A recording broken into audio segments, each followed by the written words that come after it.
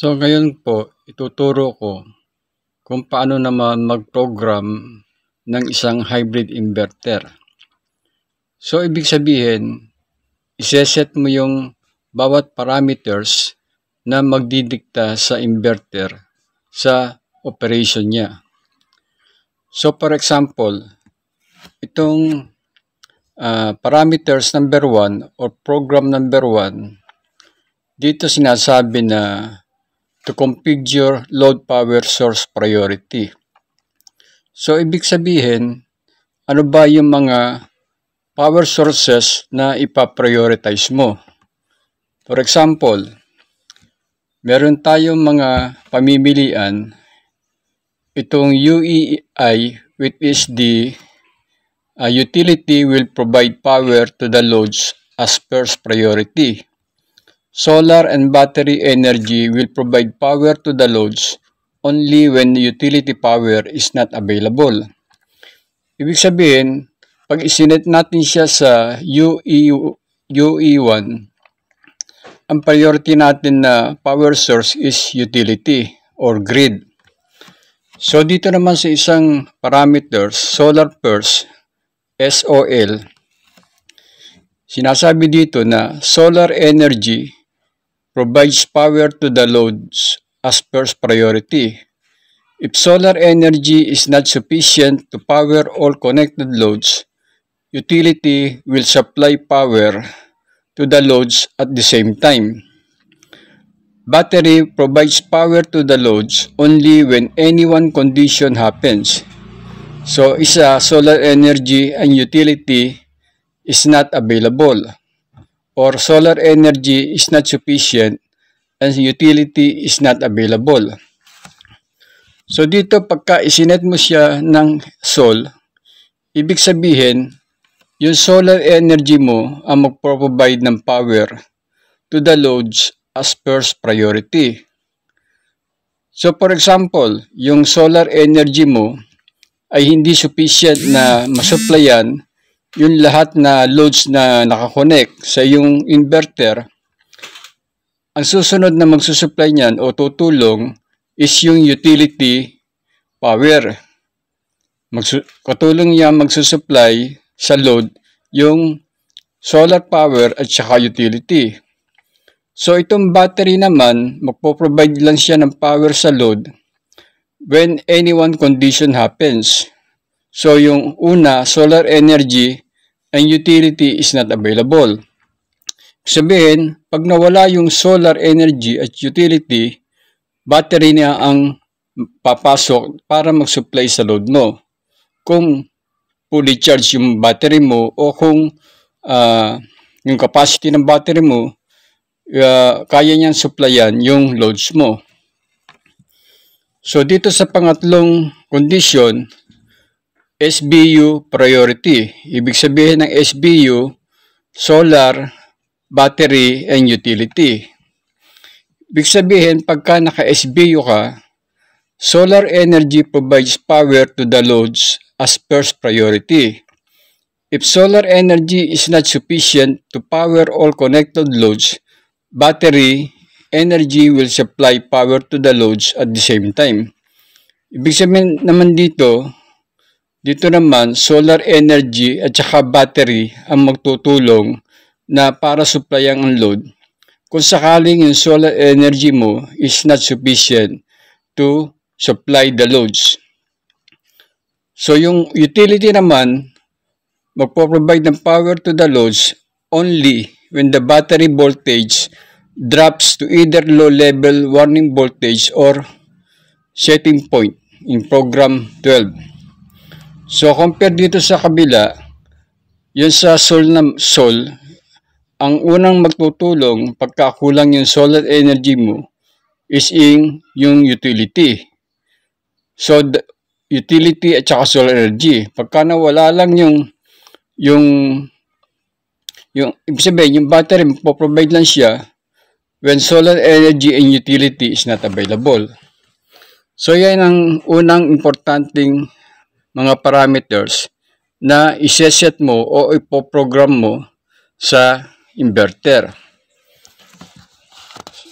So yung ibang mga importante setting, yun lang ang ituturo ko. So dito, marami itong mga setting ng parameters. So ituturo ko dito kung ano lang yung mga importante.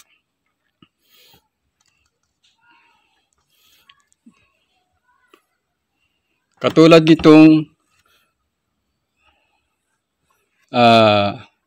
parameter or program number 5.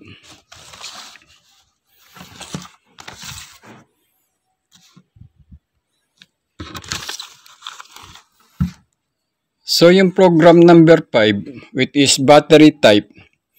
So kung yung inverter mo ay may balak kang kabitan ng battery, so depende yan kung anong type ng battery ang ikakabit mo. Kasi merong lead acid battery, merong lithium ion battery. So kung lead acid battery lang ang ikakabit mo, iseset mo siya sa ACN. So dito sinasabi na kapag sinet mo siya sa ACN,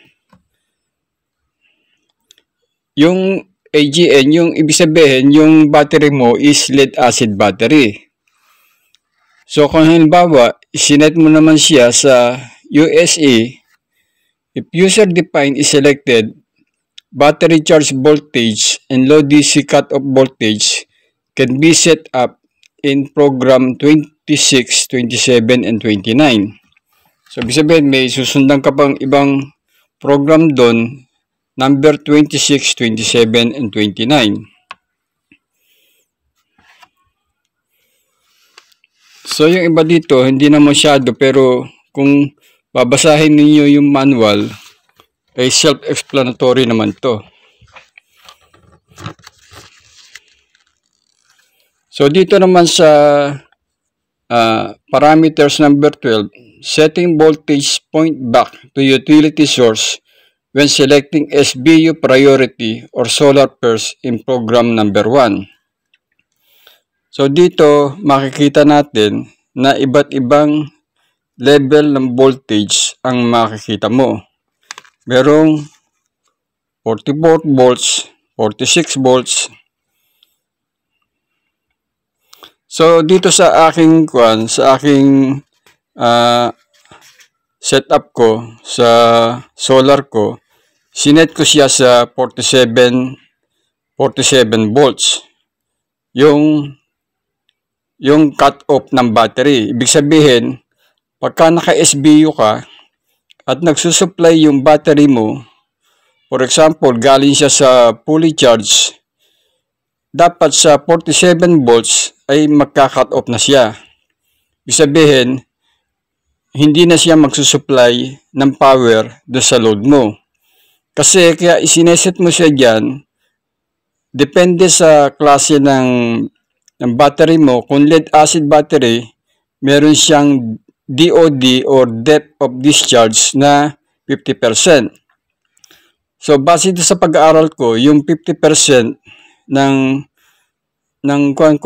battery, ibig sabihin 47 volts lang yung dapat makita mong indication doon sa battery mo.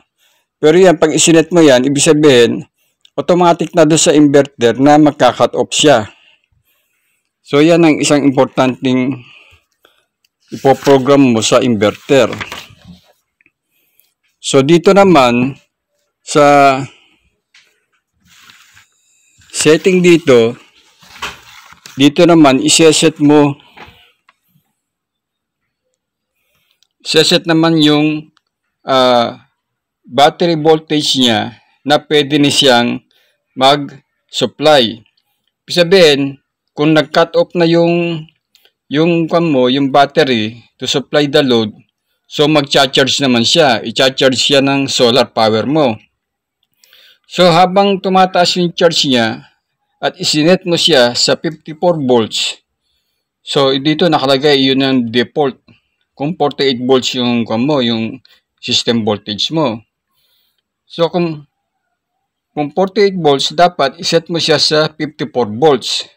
Pag na-reach na niya yung 54 volts, that's the time na yung battery mo is pwede na iling mag-supply sa load. So automatically, papasok ili yung battery mo para mag-supply sa load. So yan ang isa ding importanteng parameters. So dito, meron pa tayong mga importanteng parameters katulad dito, charger source priority. To configure charger source priority. So ibig sabihin, ano ba yung nakikita mo na pwedeng priority na mag-supply o mag-charge ng iyong battery? So yung utility, pwedeng mag-supply ng, pwedeng mag-charge yun. Pwede rin yung solar lang. So dito makikita mo, CUE, kung nakaset siya sa CUE, utility first. Ibig sabihin, yung utility mo or grid, siya ang unang mag-charge ng battery as first priority. Nakalagay dyan, solar energy will charge battery only when utility is not available. So pag isinet mo naman siya sa CSO, ibig sabihin solar first. Solar energy will charge battery as first priority. Utility will charge battery only when solar energy is not available. Ibig sabihin, solar energy ang priority mo, pero pagka nawala yung solar energy mo na nag-charge, papasok na yung utility. So dito naman sa SNU, solar and utility. Dito, solar energy and utility will charge battery at the same time. Ibig sabihin, sabay sila na mag-charge. So dito naman sa isa, only solar, OSO, dito naman, solar energy will be the only charger source no matter utility is available or not. Ibig sabihin dito, talagang solar energy lang ang mag-charge ng battery mo. So sa aking setup na hybrid solar system, dito ko siya isinet. Kasi pag isinet mo siya sa utility at siya ang mag-charge ng battery mo, napakalaki na energy ang kakainin ng iyong battery. Sabihin, tataas ang babayaran mo sa Meralco. So yan ang mga importanteng parameters na iseset mo sa hybrid inverter mo. So yun lang, yung mga importanteng program na dapat mong iset sa inverter.